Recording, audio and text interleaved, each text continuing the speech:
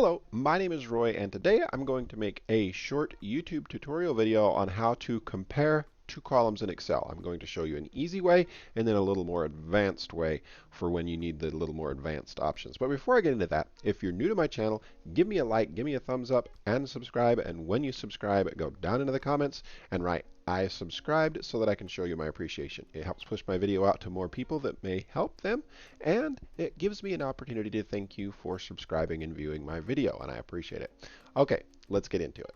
All right, so on my screen I have a list of names here, and I have a list of names from somebody else. And this is all make-believe stuff. I had ChatGPT create this list of names, and then I went through and did some changes on this list from somebody I'm calling Shannon, just make-believe. And I want to compare these two columns and see where the differences are. And now the very simplest way to compare two columns is to tell Excel to compare the columns, and it will give you a true or false. And that code is this. You're going to say equals the name of the first column, or equals the first column, so equals B2, right? And then very simply you're just going to say equals D2 if you're going to compare the two columns. Equals D2, right? And then it'll come back and it will say true or false if they match. And if you can see that code again, if we highlight here, you can see the blue, we're starting with this column, and it's just comparing, or this cell, it's comparing this cell to this cell. And then to copy the code to more columns, you copy it down. All right? Now, we're going to drag down, and we can see that one's the same. Oops. And that one's the same. And then, oh, false. And then you can go back and go, oh, well, what's the difference? Oh, look, she misspelled and missed an E there on that one. Oh, now they match. Okay, come down here. Oh, funny, Shannon. Yep, you called Jennifer Jen. Are you guys friends? Are you buddies? Okay. Well, that's not how I want my file. It's got to match. Okay, that's not how you type the name. And then, you know, that one matches. Oh, look, there's another one that doesn't match. That's because, you know, here's another one of her friendsies, probably Liz instead of Elizabeth. You get the picture, right? You scroll down, and you could do all of them to see all the errors. Look, there's all those ones that weren't spelled right. There's all the ones that are the same. Now, this way of comparing two columns works absolutely great if the columns are sorted exactly the same. Right? But what happens if your control, or what you're searching or comparing to, maybe a longer list? Maybe you have, say, a list of cities, and you're only looking at certain cities, but then on the corporate server you have a whole bunch of cities. I'm just using cities as an example, but I'm going to use the names again. So over on my other tab, I have these same names, but I sorted them alphabetically. So I'm going to keep in this order. Okay. I'm going to copy this. I'm going to go over to this other sheet, and I'm going to paste it here. And I'm just going to paste the values because we want to see it the same. So now you can see this is a different order. So how do I tell if this John Smith matches the same John Smith over here somewhere without messing up? Because now if I sort, I could sort this column, or I could sort this column, and see this column doesn't even have a header. So there's some changes there, so we got to do it. Now there's a way that you can actually use VLOOKUP to do this, which is very nice. We're going to come to another column over here, and we're going to say this is our check column. All right, and then we're going to add the code. And the code is going to be, I typically want to do an if error in there so that we pull it back, because if we just do a code, then it's going to say, you know, VLOOKUP is going to say NA with a hashtag or a number sign if there's an error. So it's nicer if you can do if error. So you go equals if error, and I'm going to do what I said and click there, all right? And then we're going to say VLOOKUP, all right? Now, what we want is we're going to tell it which cell we want it to look for. So in this instance, I want it to look for John Smith, so I'm going to say C2, right? Now you got to tell it where the table is, or the array of data that you want it to look. And in this instance, it's not actually a full table, it's just going to be a column. So we're going to say column A, column A. So the entire column A. That way it doesn't matter what order it's in. This John Smith could be this cell or clear down here or whatever. It's going to search the entire column. okay, for John Smith. All right, now you have to tell it which index number in that table or array that you want it to look for the data. And since it's only one column that we're looking in, you're just going to say 1. Makes sense, right? And then you want it to be an exact match. We don't want it to look for her little misspells. We want it to be exactly if it matches or if it doesn't match and give us an error. Okay, so we're going to say false. All right, we're going to close that. Now is when you put in, you need a comma first. So you do a comma, and we're going to put in parentheses what we want the error value to be. Okay, so in this instance, I'm going to say doesn't match. Okay, parentheses, and then we have to end it like that. All right, okay. What doesn't it like? Oh, I have too many of those. Just delete that. There we go. All right, there we go. So, and if it matches, it's going to show the same thing over there. All right, now let's drag it down. So that one matches, that one matches, that one matches. You remember we fixed Jennifer over there and Lee. All right, but there's going to be a few. We're going to get to Liz here, and it's not going to match, and it should say doesn't match.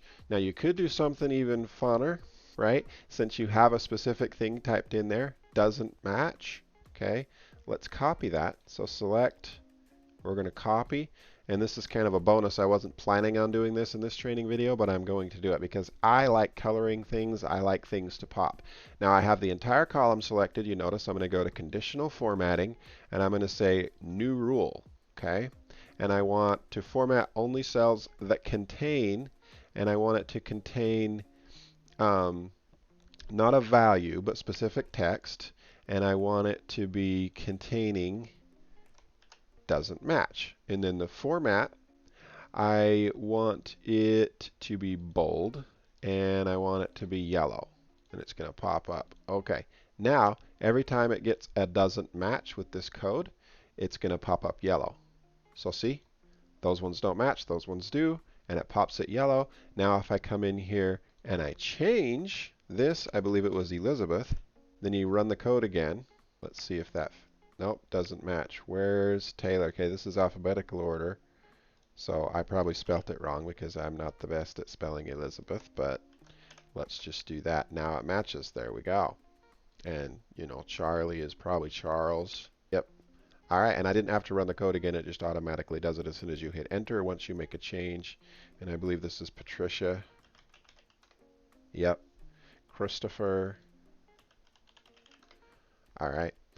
Now, what happens if there's one other scenario I'm going to give you before I end this training, and that is what happens if you're comparing two columns very simply, like in the first example, and you're missing something, okay? Like let's just delete Liz out of here, and I'm going to delete the whole cell. So delete, shift cells up. We're pretending here, so I'm going to break my code. And I'm going to delete Patty,